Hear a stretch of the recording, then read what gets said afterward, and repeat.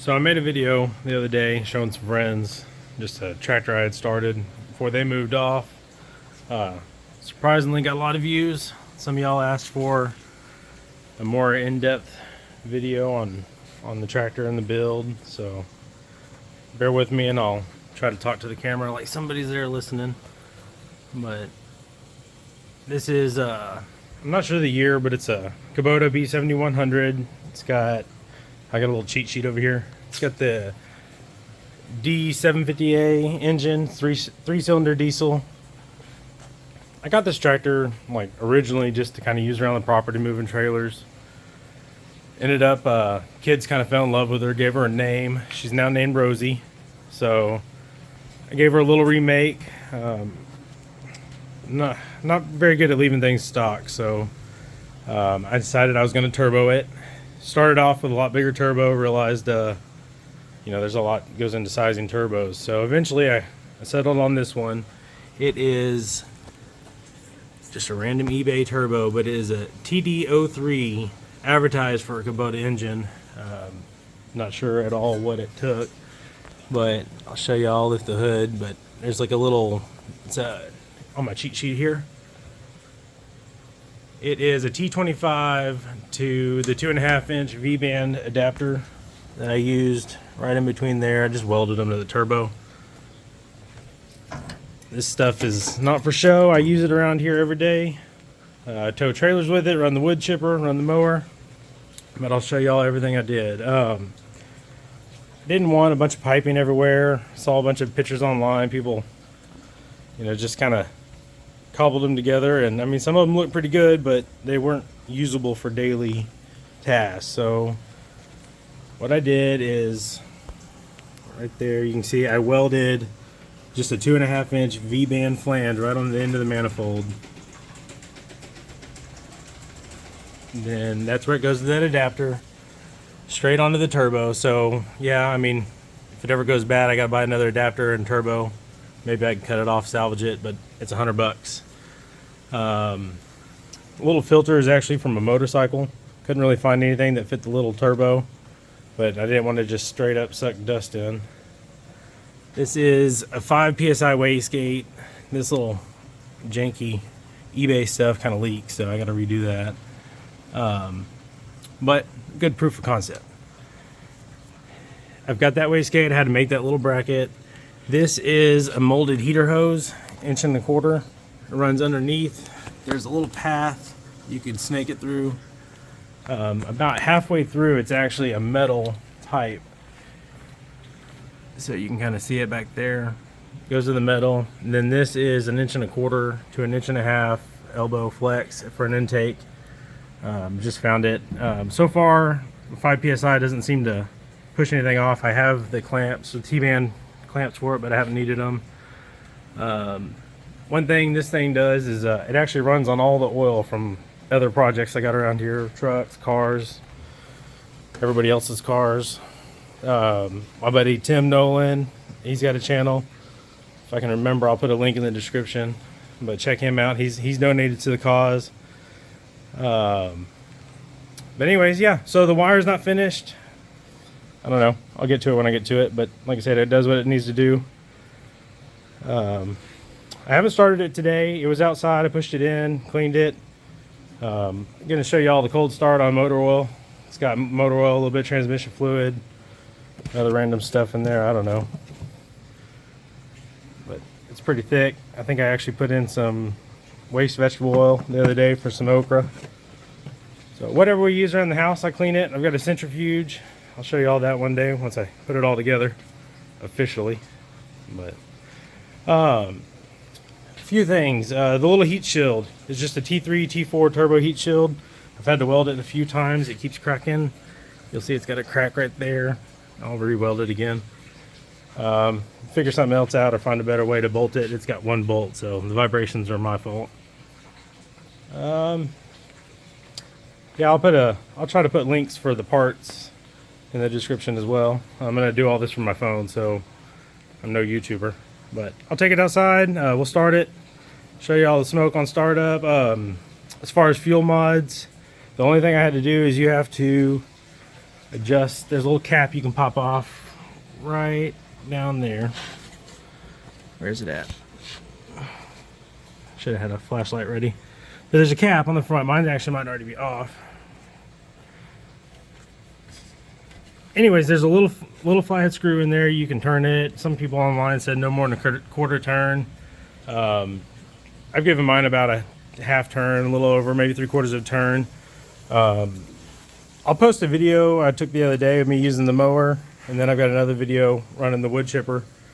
You can watch black smoke under load, but I actually have a pyrometer in there. Comes out right on the outside of the turbo.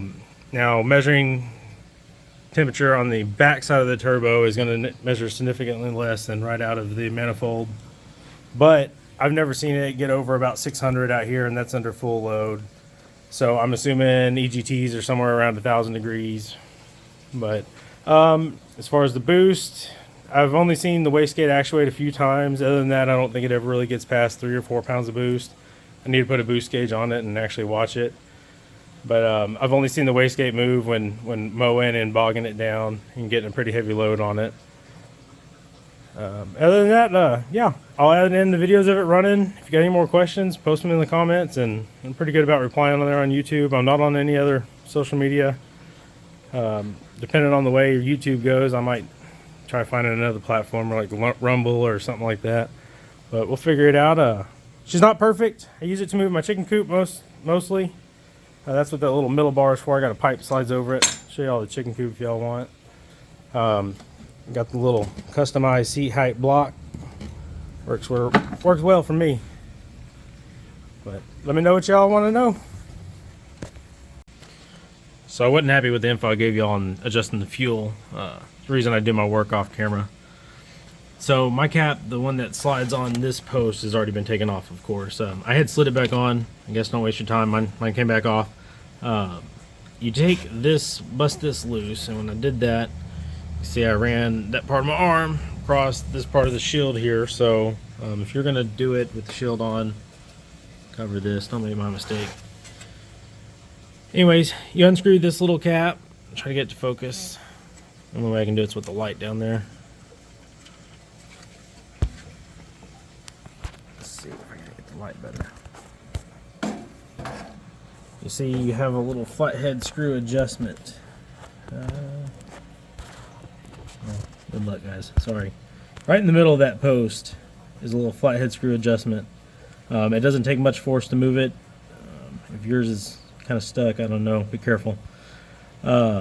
Anyways, like I said, I ran mine about a full turn counterclockwise. You run it in, you get more fuel. You take it out, you lean it out a little bit. Pay attention to the smoke. Monitor temperature.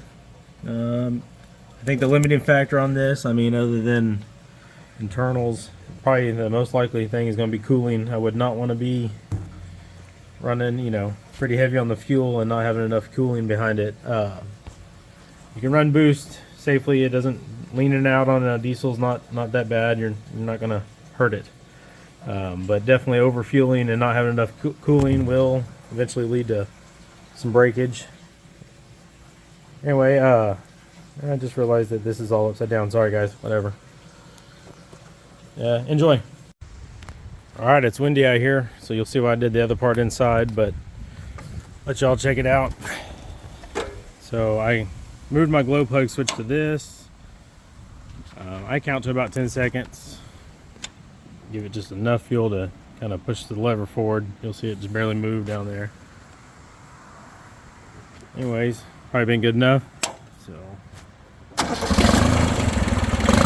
alright, show you all the smoke, but whatever. Told y'all no professional YouTube.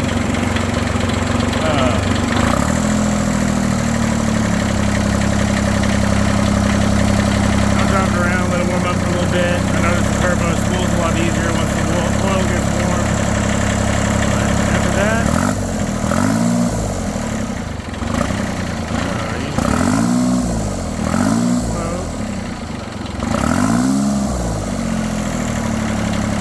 here and keep revving on it cold, so we'll let it warm up a little bit. We'll be back. Alright, so I've been driving around, got it good and warm. Show y'all smoke on this. Is gonna be third gear. kind of getting going in third.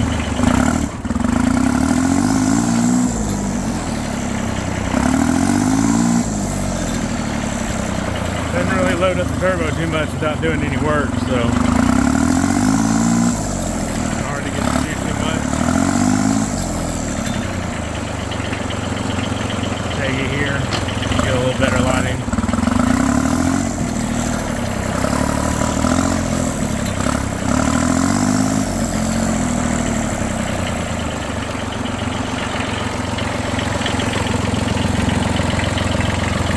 That vibration I was talking about, but